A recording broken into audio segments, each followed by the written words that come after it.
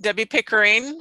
I'm the Oregon Coast Ecologist for the Nature Conservancy, and I have lived in Otis for over 40 years. Started as a volunteer at the Nature Conservancy's Cascade Head Preserve and kind of been there ever since.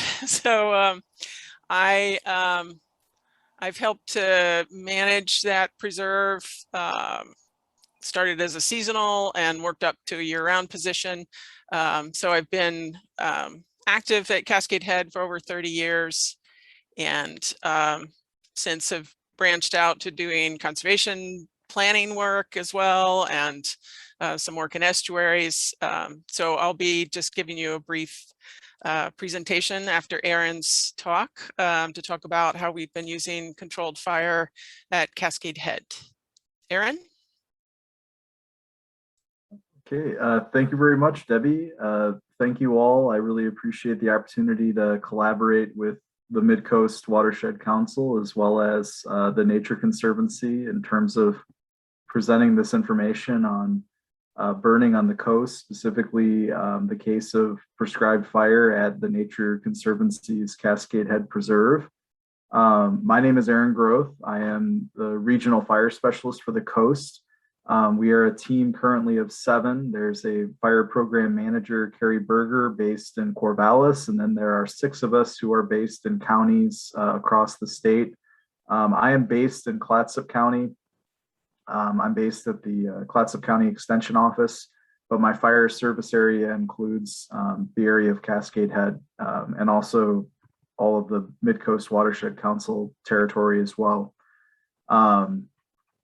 So without further ado, I'll get into my presentation.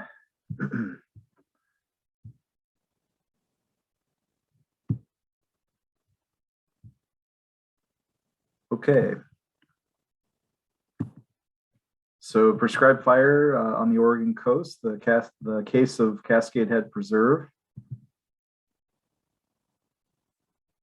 It's a beautiful landscape. An order of show. So first, I'll talk about indigenous land management and cultural use of fire. I'll provide an overview of Cascade Head. I'll talk about prescribed fire versus wildfire and calling into account the Echo Mountain Fire complex that occurred last year.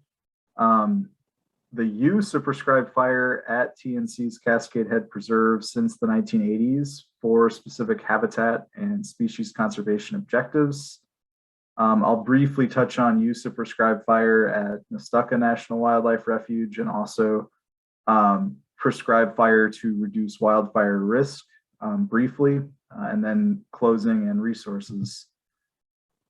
So all OSU extension programming occurs on indigenous lands.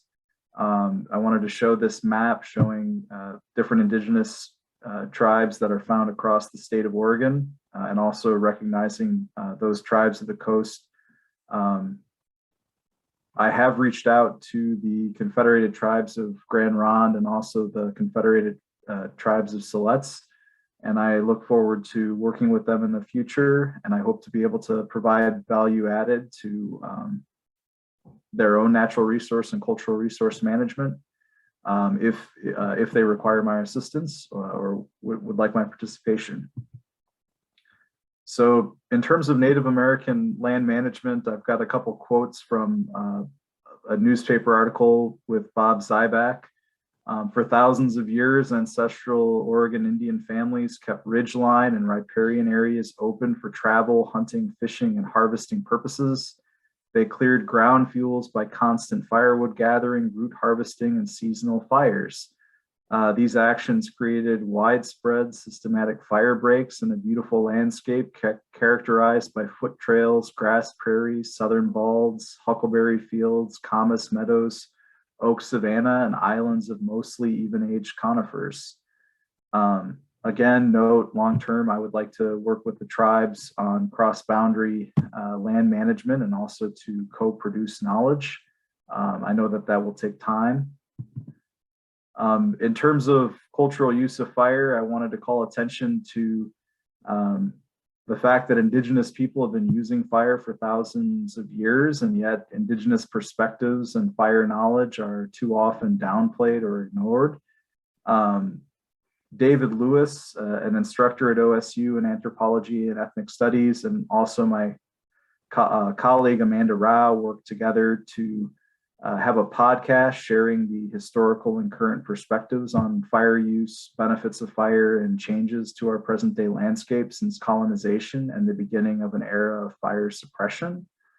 You can also read more about decolonization of prescribed fire on the Fire Adapted Communities Learning Network blog.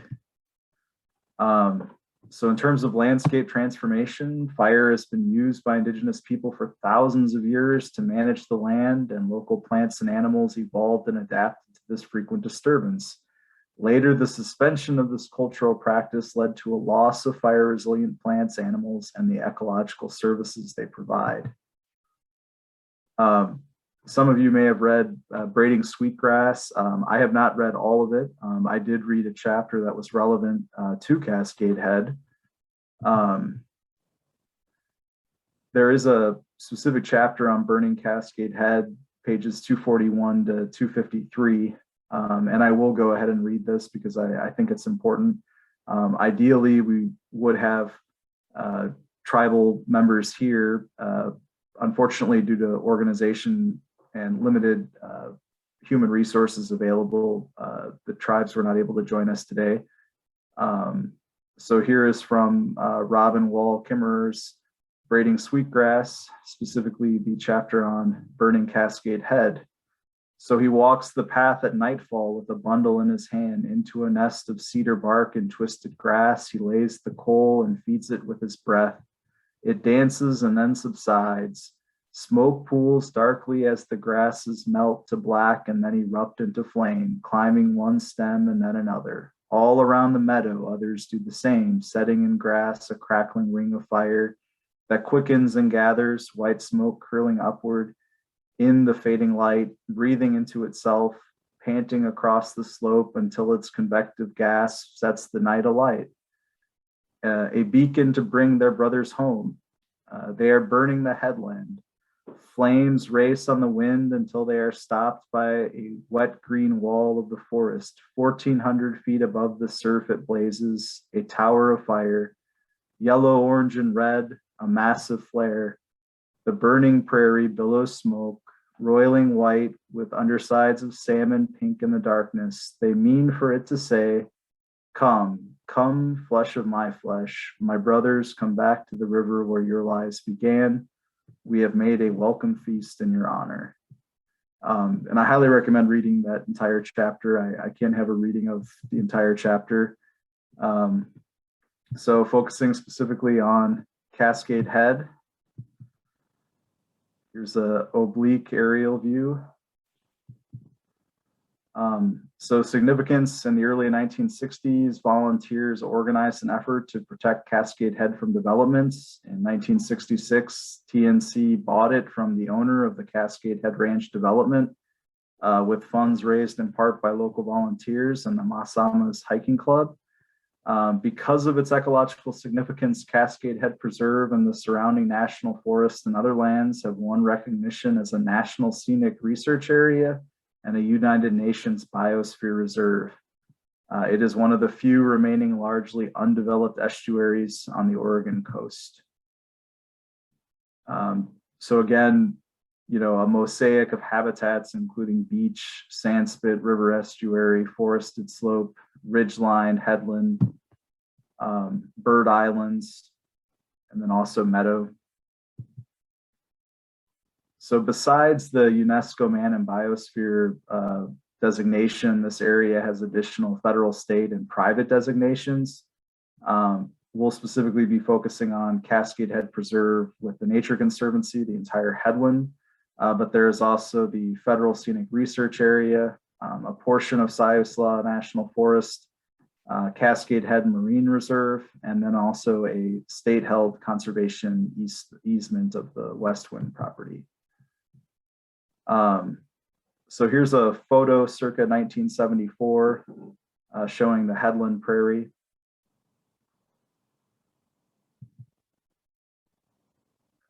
Its critical animal habitat, the Oregon silver spot butterfly, federally listed as a threatened species. The butterfly depends on a single plant species, the early blue violet, which grows in coastal grassland openings to serve as a food for its larvae. Mammals also include elk, deer, and coyote. In terms of amphibians present, there's the Pacific giant salamander. And then in terms of birds, great birding habitat, including bald eagle, great horned owl, northern harrier, red-tailed hawk, and also peregrine falcon. The life history of the Oregon silver spot revolves around its obligatory host plant, the early blue violet, Viola adunca. Here's a postage stamp. And then here is a top view as well as side view, a key provided by the U.S. Fish and Wildlife Service. So the Oregon silver spot butterfly was listed as a federally threatened species in October 1980 under the Endangered Species Act of 1973. The original recovery plan for the silver spot was published in January of 1982. In April 2000, a revised recovery plan draft was released for a 60-day comment period, and the final recovery plan was released in 2001. The plant is normally the only species on which the Oregon silver spot can successfully feed and develop its larvae. This plant is part of the salt spray meadow vegetation and is an obligatory component of the butterfly's habitat. Other features of optimum habitat for this butterfly include moderate grass cover with such species as red fescue, used as shelter for the larva, and also a mixture of herbaceous plants such as California aster, used for nectaring by adults. So in terms of plant species, formed by the uplift of underwater volcanic basalt flows, the headland is unusual for the extent of its prairies dominated by native species. Red fescue, wild rye, Pacific reedgrass, coastal paintbrush, goldenrod, blue violet, stream bank lupine. Rare flowers include the hairy checker mallow and also the Cascade Head catchfly. And also many important plants respond positively to treatment by fire. Here's the distribution of the Oregon silver spot butterfly, notably an extant population at Cascade Head and a great number of locations in which it has been extirpated. And there's a map of Cascade Head habitat conservation area for the silver spot. So some land management implications. There's limited suitable habitat. It's a specialized salt spray meadow habitat. Early cirral community with patchy distribution occurring only where fire, salt-laden winds, or other natural or man-made occurrences have maintained an open meadow. And that can be by grazing as well as controlled burning. Evidence suggests that such habitat was more extensive in the past than it is today. Its habitat has steadily been used for residential and business establishments, public parkland development, and parking areas or lawns. Secondary impacts of people's activities include the introduction of exotic plants, as well as fire suppression, with subsequent succession of the meadows to brush and stunted woodland. So that's all contributed to a reduction in suitable habitat. So in the case of Cascade Head, there is use of prescribed fire for specific conservation objectives. The coastal prairie habitat on which the Oregon silver spot is dependent will quickly become scrub, brush, or forest land if left unmanaged. Kind of a woody plant encroachment occurring. Natural processes such as wildfires and wildlife grazing likely function to maintain open grasslands in the past. Today, the habitat must actively be managed as a grassland, be actively managed to maintain the grassland structure. So mowing, burning, and the planting of native plants are current habitat management strategies. Prescribed fire is the intentional application of fire. So again, use of fire to maintain grassland and prevent woody plant encroachment, enhancement of natural areas for native plants and animals, as well as human recreation. Without fire, Cascade Head would become less healthy in the face of encroachment by trees and shrubs. Without that fire, the open grassland would eventually become forested, and that would eliminate the habitat diversity that wildlife and plants need. Fire also cleans up dead vegetation and recycles nutrients to stimulate a flush of new growth of grasses and flowers. Repeated maintenance of the grassland through controlled burning helps ensure we have a beautiful, healthy grassland to live near, to recreate in, and to provide other ecosystem services that we care about and also are important for generations to come. Also, I believe that it's really important to mention that prescribed fire in this context also provides wildland fire training opportunities for firefighting staff from multiple agencies.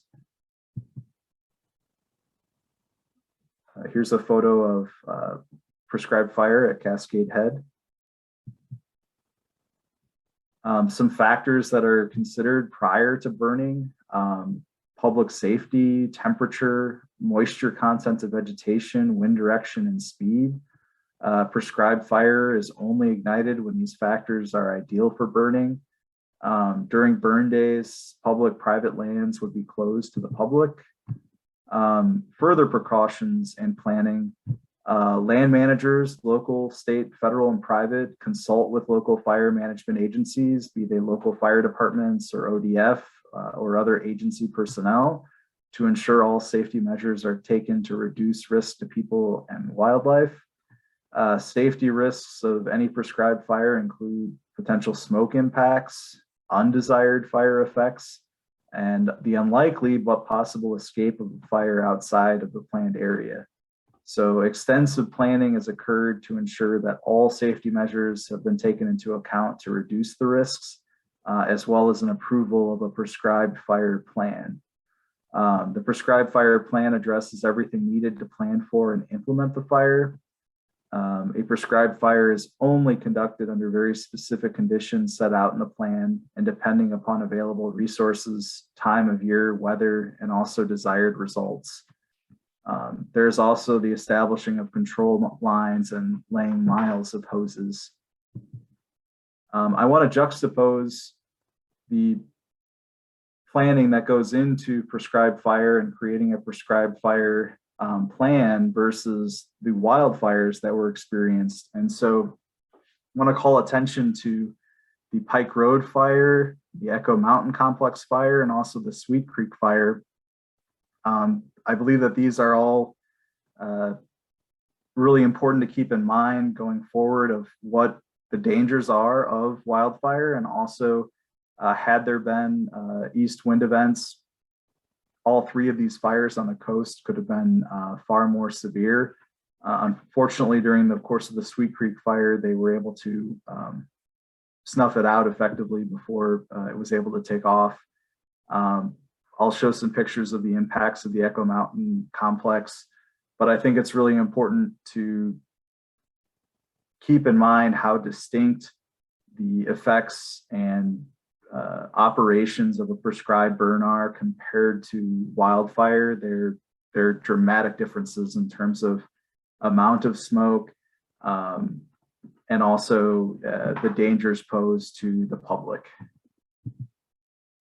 So here's the Pike Road fire site in Tillamook County. There's a map of the Echo Mountain fire complex. You can also see Cascade Head in the map. Wildfire, for those who think that wildfire doesn't occur on the coast, they are sorely mistaken. There are stand replacing crown fires that occur at different times. These maps are showing that there are different stand age classes, areas that have been burned. And then also the historic Oregon Coast Range fires, 1750 to the 1950s. Millicoma, Yaquina, Nestucca, Yaquina, the second one, Coos, and then also the 4 Tillamook burns of 1933, 39, 45, and 51. And most of those associated with east wind events of August, September. So here's smoke from wildfires in Waldport and Seal Rock area. Here's the Echo Mountain Fire complex having destroyed structures. Destruction of property again near Otis. I think it's important to point out that there has been almost 4 decades of prescribed fire, specifically at TNC's Cascade Head Preserve. Debbie's currently working on a history of the preserve and shared some of this data with me, so I appreciate Debbie sharing this information from a manuscript in preparation. There was a first experimental burn in October 1983 on 12 acres of the western portion of the mostly flat upper meadow of the grassland. Then in September 1988, there was one 5 to 6 hectare area that was burned in the northwest area of the upper meadow, and 3 5-meter by 5-meter plots that were burned in the Silene douglasii variety Auraria habitat on the steep pinnacle portion of the preserve. And then continuing on in the 1990s, September 1996, fire crews burned 5 12-meter by 32-meter experimental units in the Oregon silver spot butterfly habitat on the upper steep south-facing slopes. The first management scale control burns were conducted in September 1998 and October 1999, and 1 small unit on the pinnacle. And then during the course of 2000, research to test various approaches to management scale burns included prescribed burns in September 2001 and as well as October 2002. Another small unit on the pinnacle was burned in September 2011. And then September 2018, 1 unit was burned on the western portion of the preserve where native shrubs were becoming too dense.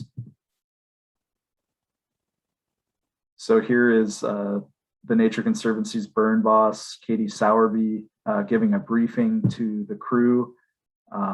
As the burn boss, she's responsible for the burn. There is lots of water available in the case of an escape. Controlled fire to maintain and enhance coastal grasslands. In steep terrain, fire crews have to be really careful and go slowly and carefully.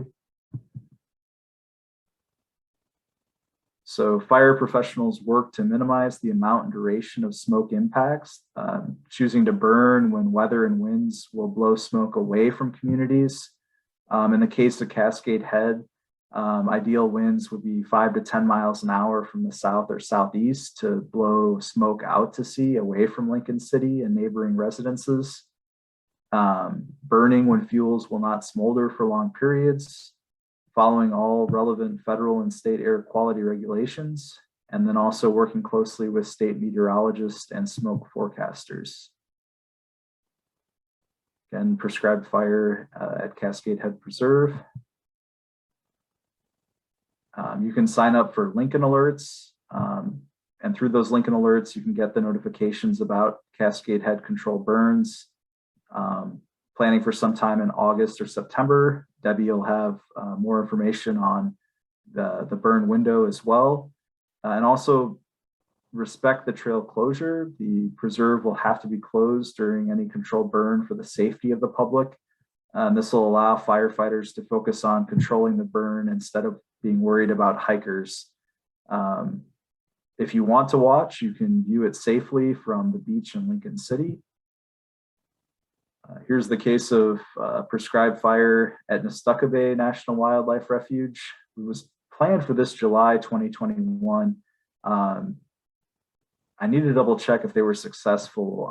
I believe that weather conditions may not have permitted a burn. It may have been too wet for them to implement, but there has been prescribed fire used in the past historically at Nestucca Bay National Wildlife Refuge. And in the case of Nestucca Bay National Wildlife Refuge, they were concerned because there is a heightened wildfire awareness, and also given how dry conditions have been on the coast. In the case of Nestucca Bay, there were extra risk reduction measures enacted in terms of planning for the prescribed burn. They reduced the size of the prescribed burn to the minimum acres required to meet habitat objectives. They scheduled the burn to avoid periods of increased traffic and visitation in the local area. And they increased the number of professional prescribed fire specialists and engines implementing the burn. Again, I need to double check. I believe it was the conditions were too wet in July for them to successfully burn. There are other prescribed burning objectives, such as, for instance, in Eastern Oregon, in a fire suppressed forest, it's very possible for there to be a stand replacing crown fire. Whereas when you have an ecologically managed forest, that would include prescribed fire, that forest has resilience. So it ensures that landscapes and watersheds are resilient, healthy, and productive by removing dead vegetation. It releases nutrients into the soil. It's helping native species outcompete invasive species in some cases, a notable exception being cheatgrass in Southeast Oregon. Improving the land's natural defenses against diseases and infestation. So prescribed fire can play a very important role in reducing insects and other pathogens that may impact vegetation. And then also minimizing the risk of catastrophic wildfires. In this case, I think it's important to distinguish minimizing the risk of wildfires isn't necessarily a management objective occurring at Cascade Head. In terms of conclusions, Native American land management and cultural use of fire played a major role in shaping the coastal landscape. Prescribed fire at TNC's Cascade Head Preserve is an important tool for habitat and species conservation, notably, among others, the silver spot butterfly. Prescribed fire plays another role in other areas of the state, reducing wildfire risk. The planning, preparation, operations involved in prescribed burning mitigates against risks and assures objectives are achieved. Safety is paramount. Wildfire is a danger on the coast, especially when there is drought. Dry fuels, high temperatures, low humidity, as well as east wind events are normally what is associated with catastrophic wildfire on the coast. So some calls to action, and I'm sure Debbie, as well as the staff at Midcoast, can have other calls of action as well. You can become a volunteer naturalist with TNC. You can become a master naturalist with OSU's Forestry and Natural Resources Extension. Respect rules prohibiting visitors during prescribed burns, no matter what the management is, be it local, state, federal, or private. Sign up for Lincoln alerts, and maybe depending on where you live, you might want to sign up for Tillamook County alerts or other neighboring county alerts to stay abreast of natural disasters as well as prescribed fire. Thank you. Happy to take, Debbie's going to go next, and so we'll have questions at the end. There's my contact information. In this case, this is a wildfire in a grassland at about 14,000 feet in the Andes. And I'm fighting fire without any personal protective equipment and trying to put out the flames with a sheepskin. Here's some resources, and then I'll return to those slides probably for questions. Thanks a lot. I really appreciate the opportunity to speak to you all, and thank you so much for being with us as well, Debbie. You have the floor. Thank you. Okay, thank you, Aaron. I have just a few slides, mostly pictures. And let me get this on the slideshow.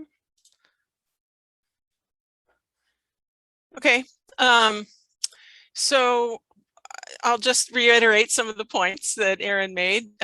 Very comprehensive overview there.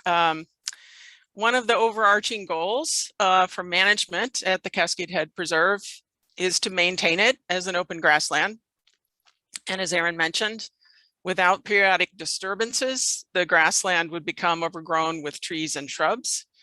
So we're using fire as a management tool to help us to achieve that goal. Controlled, or also known as prescribed ecological burning, is one of several tools used to maintain or restore habitats. Experts of fire behavior develop a prescription for a controlled burn that incorporates suitable conditions for temperature, wind, and humidity. Whenever fire is used deliberately as a restoration tool, it requires years of careful planning and is conducted by trained wildland firefighters under closely monitored conditions to ensure it accomplishes the desired ecological outcomes. And as you can see from this picture from 2018, this is at the upper trailhead at Cascade Head. It takes quite a lot of trained people and other resources to conduct burns at Cascade Head. I thought I would just walk you through how we conduct burns at Cascade Head with a few slides. The burn boss and local staff give the crew an orientation and a safety briefing at the trailhead the morning of the planned burn. Sometimes we would all gather the day of the planned burn, only to have the weather change and no longer be suitable for conducting a burn that day. So we would all go home again. To prepare the site for burning, fire lines are mowed around each burn unit. Several miles of hose are laid from the trailhead out to the grassland and around the perimeter of each burn unit. And then portable water tanks are brought out to the top of the grassland along with pumps to keep the hoses full of water. The tanks are continuously refilled by hose from the water tank trucks at the upper trailhead. So this image shows the 25-foot mowed fire line around the burn unit and the hoses that are laid out along it. And crew members in this photo are starting to wet down the fire line with water from the hoses. You can see this person here has a hose that they're using to wet along the edge of the burn unit. And then lighters are starting a test fire. You can just see a little bit of smoke here. Don't know if this is showing up on you guys' screen, but they do a little test fire before starting to burn to make sure the conditions are safe to keep going and the fire is behaving in the way that we predicted it would. So if the small test burn is successful, then they start deploying crew members down the fire lines on each side of the unit. You can see folks with hoses on this side, as well as around this side. So they're working their way down each side of the unit as the lighters start to light a small strip at a time across the top.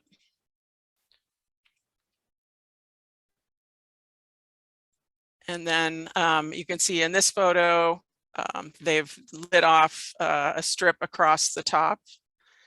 And they continue to work their way down the unit a strip at a time. And you can see in this unit that the fire will burn uphill until it reaches the section above that has already been burned. And at that point, it pretty much goes out because the fuels have already been consumed. So, you know, they've been doing a strip at a time, working their way down the slope. And, you know, this is the active fire that they're lighting here, and it's burning up until it runs out of fuel, which has already been consumed because they burned that as they were working their way down.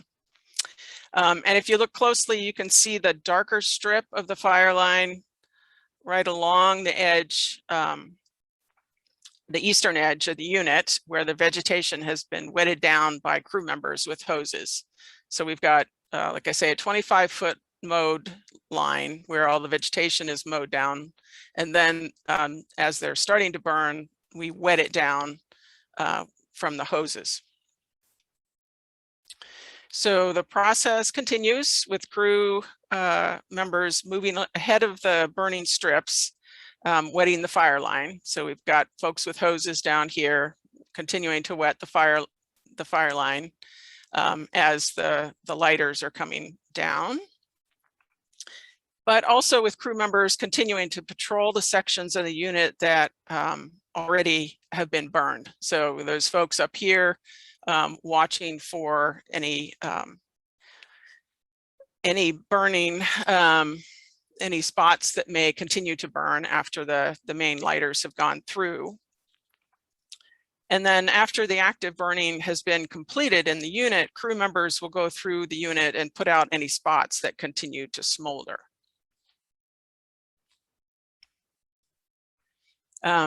If at any point the weather conditions change and go out of prescription, so, you know, if the winds were to pick up or change direction, or the humidity drop dramatically, or the fire behavior change in ways that were not safe, the burn is shut down and extinguished.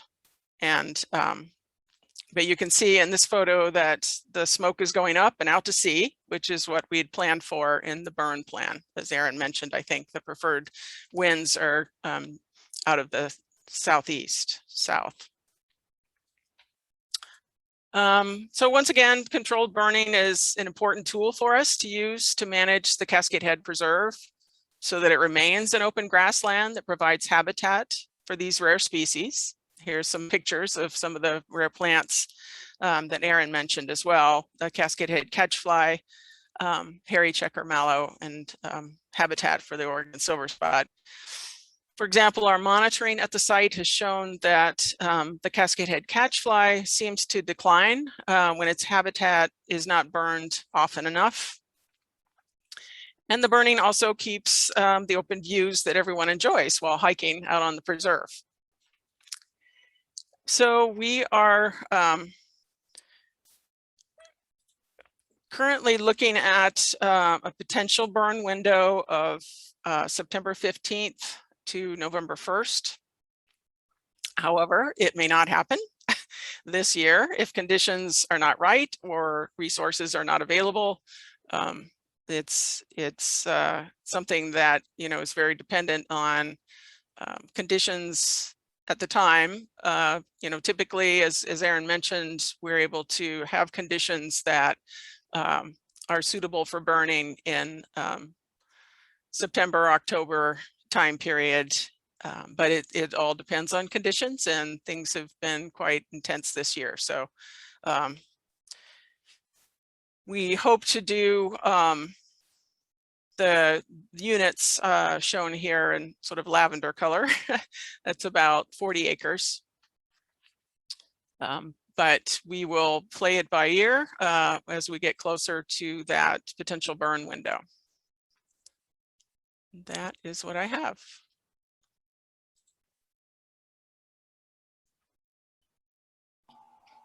All right. Thank you, Debbie and Aaron. Everybody, let's have some silent applause here. Sorry, we have everybody muted, so I'm sure you can't hear the thunderous applause that would be happening right now.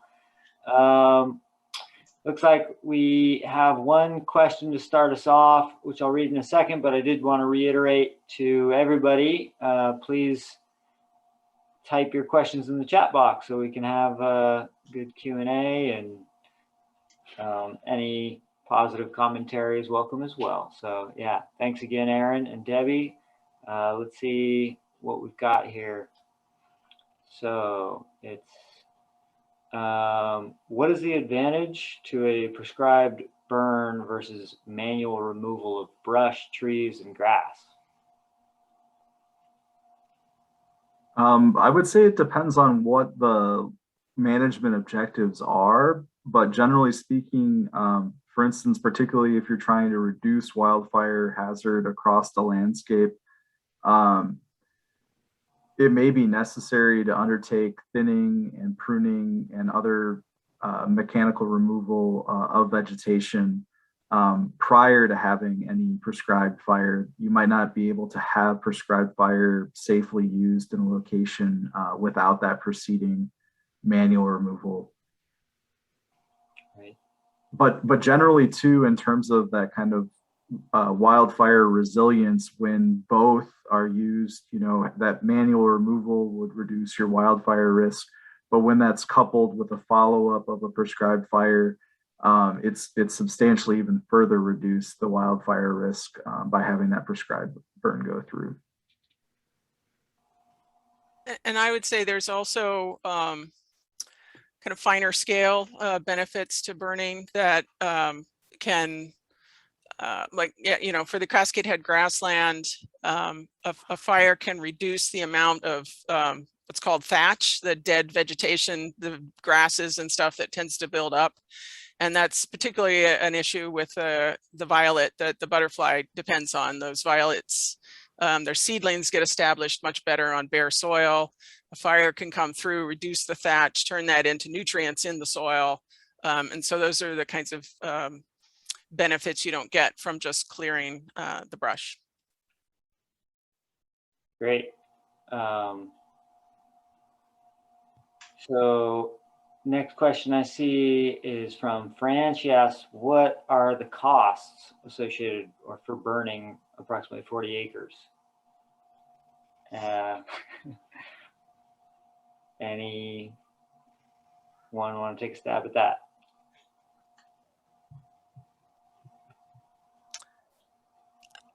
I don't have the figures handy. I wasn't prepared for that question, sorry.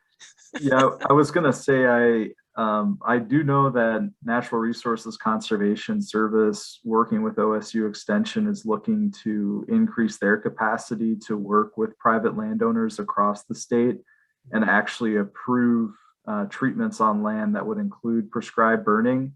I do know that they're doing a reevaluation, I believe, at least on the West Coast. They're trying to determine that in fact the amount of money for reimbursement to the landowner would in fact cover those costs. I know that right now that's an issue. I believe it's pretty low what NRCS is able to pay out per acre working with landowners. Please feel free to have a follow-up email with me, but there is the Oregon Prescribed Fire Council is working in tandem with chapters across the state. Yeah, okay. And then next question, how often do you burn a given area? Well, I did want to just say, Oh, sorry. Like there's a potential interesting kind of connecting those two past questions, right? What are the costs for burning 40 acres?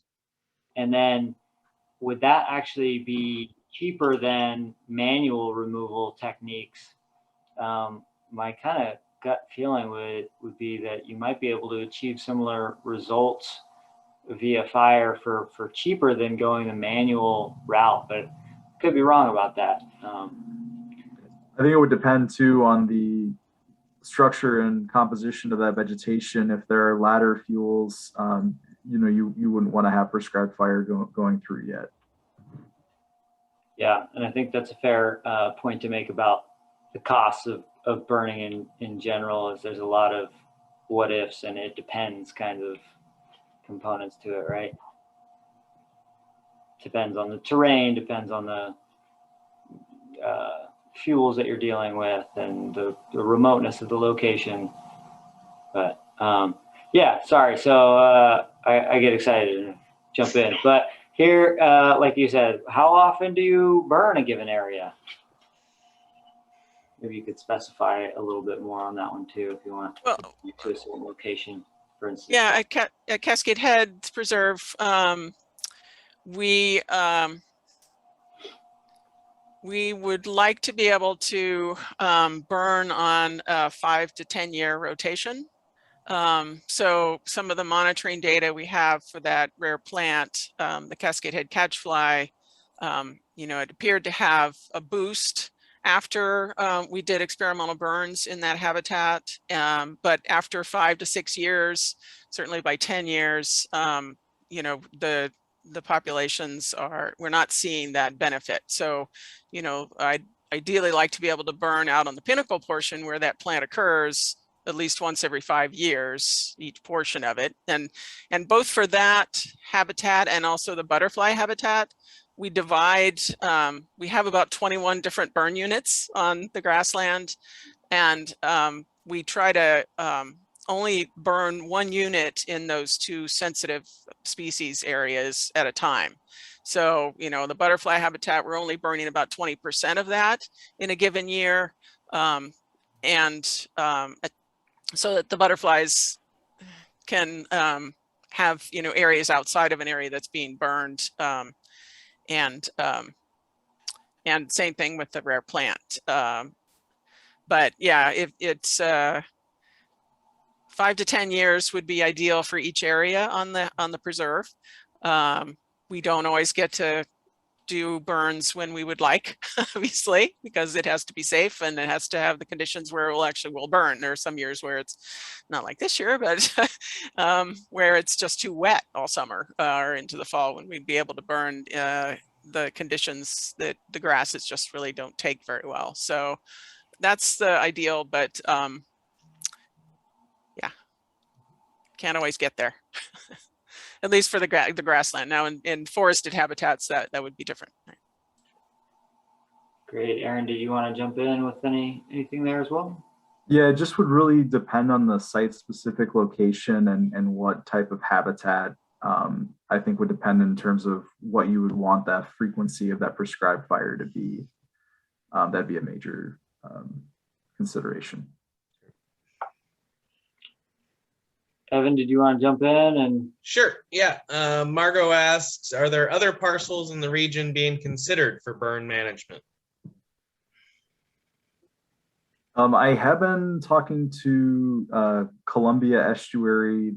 They're looking to conduct a prescribed burn on an island that's owned by the Army Corps of Engineers within the Columbia River. But yeah, I think that, you know, there is historic cultural use of fire and indigenous land management on the coast without a doubt, but kind of modern day prescribed fire on the ground. It's pretty restricted in terms of locations on the coast where it's practiced. That could change over time. For instance, hoping to get a Northwest chapter of the Prescribed Fire Council running. And I think though too, there would certainly need to be quite a few mechanical treatments prior to there being any prescribed burning introduced in the forested ecosystems of the coastal range for sure. Yeah, and I'll just add, I don't know if Debbie, if you're going to jump in there, but they have tried to do some burns. I think they pulled off a couple burns in the last few years down at Big Creek south of Yachats as well for similar, you know, meadow, keeping meadows meadow and for butterflies down there. I think there was a burn there most recently a couple years ago, or even maybe even last year. And there, I know Institute for Applied Ecology is trying to get some more burns in the area down there as well, both on state parks property and Forest Service property there. And then I'll also note, kind of separate from the meadow issue, I know, I don't think Jennifer Beath is on the call, but I think Starker Forest has actually done some prescribed burning up in the Alsea area. I remember coming over the pass there on Highway 34 and seeing the hillside up above us on fire a couple years ago, or just kind of not on fire, just smoldering. And I know they do like slash pile burns and that kind of stuff during certain times of the year, but I know they've done a couple kind of probably 40-acre type size burns in some of those areas to add to their kind of diverse forests, and which they do a little bit better job of some of the other timber companies of having kind of complex forests. So that's another spot I've seen fire used as well.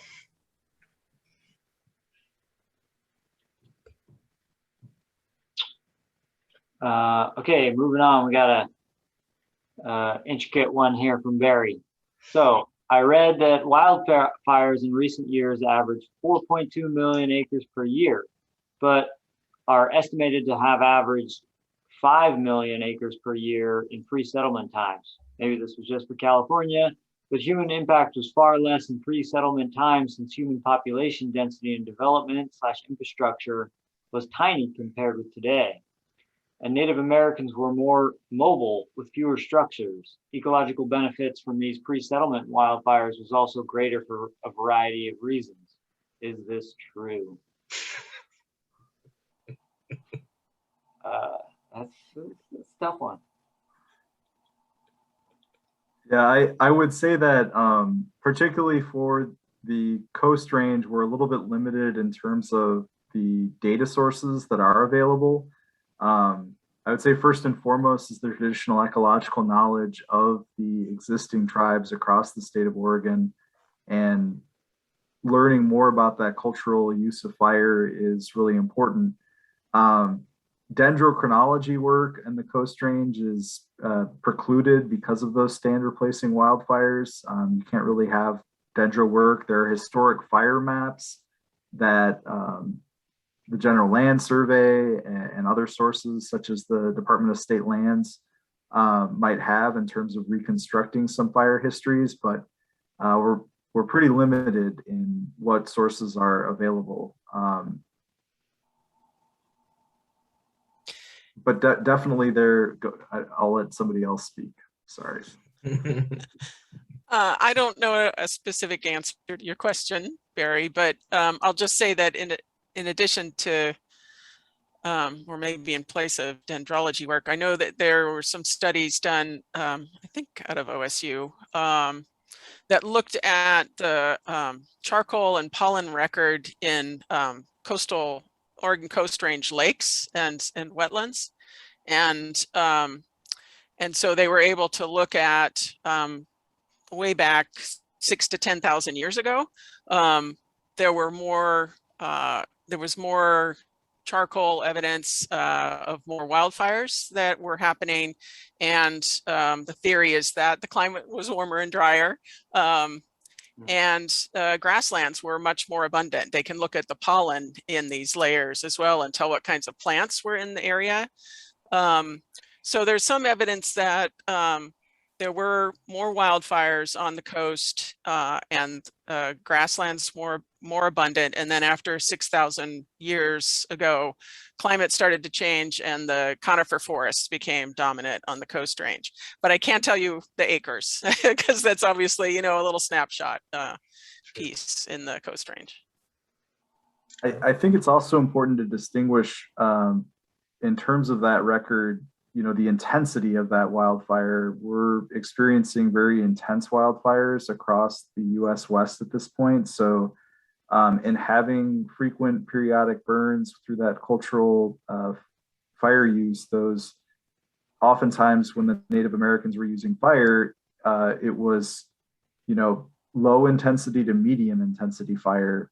Whereas now we've had a century of fire suppression and fuels build up over time. And so we can have catastrophic stand replacing wildfires.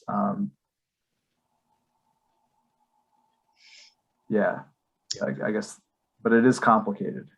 Yeah, that's a great point because it's just listing a number of acres, but an acre burned is not equivalent to just any acre burned. An understory gentle burn versus crown replacing wildfire are very different results of 1 acre burn. So yeah, that's a good point. We could also say in the short term, like since the 1970s, the extent of acres burned in wildfires has doubled due to climate change.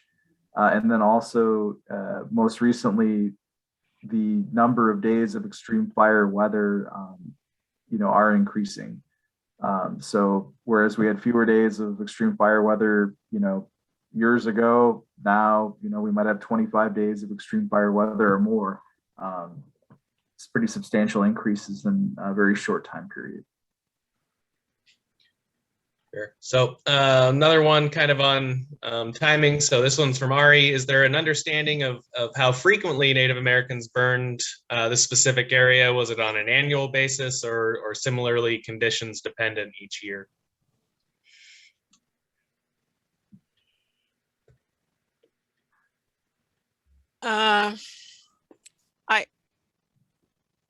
I really wish we did have tribal representation. I hesitate to speak for the tribes. All I can go Sure. from is kind of written, histories and documents. There have been some done where I think a professor at Linfield College did interviews. I don't know when that was now, with tribal members, and a history of the Salmon River Indians. And there are stories of the use of fire for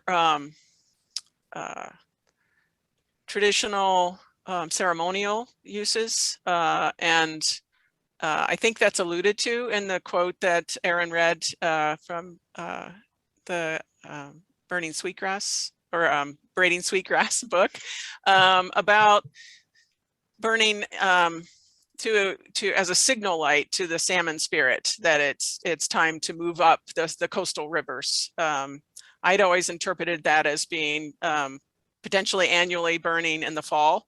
I did talk with a tribal member who pointed out that in some places there were spring Chinook runs as well. So I don't know specifically a lot of it, but there are sort of indications that burning was going on a regular basis, and for a variety of reasons, including some spiritual ones as well.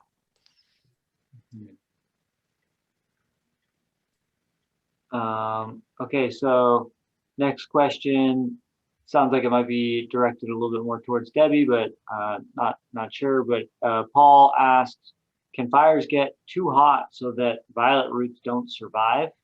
In general, do the violets and nectar plants recover in the areas burned? And then there's a related one as well. What life stage are the butterflies and plants during burns? So on the Cascade Head Preserve, generally the fires are patchy and less intense. We have seen some places where there's particularly shallow rocky soils, or maybe some gopher holes that had stockpiled grass in them that, there's spots within the burn unit where it does burn more intensely. So, that could be a place where plants that were established there might die. That also could provide suitable germination sites for young violets. Like I said, they do seem to like bare soil, open soil.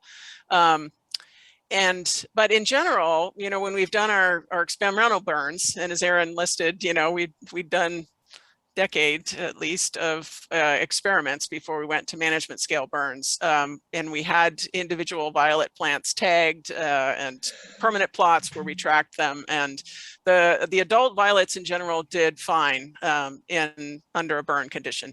They didn't particularly increase, they didn't decrease, but what we really saw was a flush of violet seedlings the year after we burned. And most plants, and some of our monitoring, we're tracking, 50 or more species of plants out there on the grassland. And there have been very few that have shown a significant change as a result of the burns. So most plants take them in stride, I guess you'd say. As far as the butterflies, they would typically still be flying in September.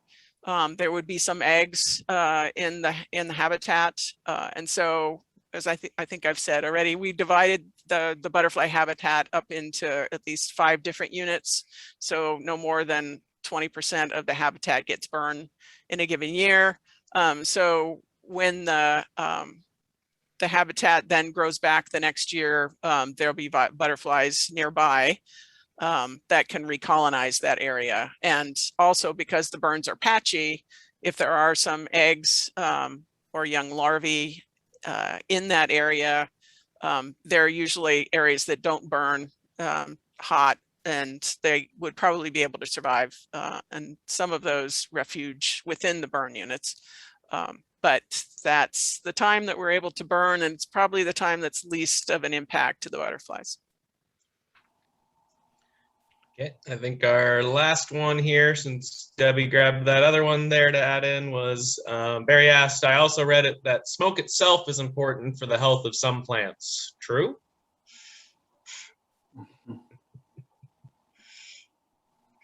I couldn't speak to that. I'd have to do some research on that. So I can actually add a little bit there. So I used to work up in Washington at Joint Base Lewis McChord, which has some of the most intact prairies left, kind of, you know, in Washington and Oregon. Part of it's because it's in the artillery impact area that still burns every year because the Army blows it up on the 7,000 acre artillery impact area. But I was a part of some experiments that actually looked at smoke water and treating seeds, pre-treating seeds with smoke water to increase germination.